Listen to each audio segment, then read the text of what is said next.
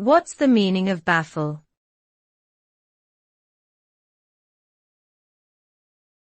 Baffle.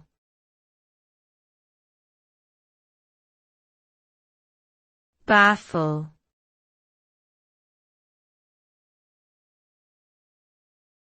Baffle.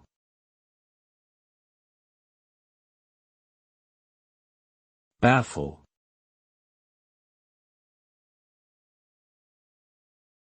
The word baffle can be used as a verb or a noun.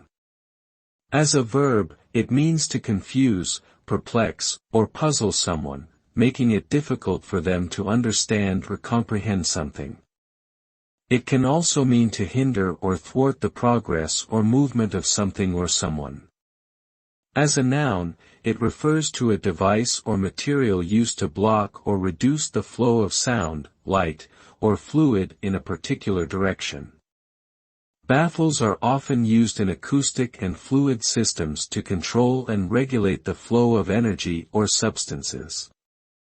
Overall, the word baffle implies obstruction, confusion, and obstruction in some way.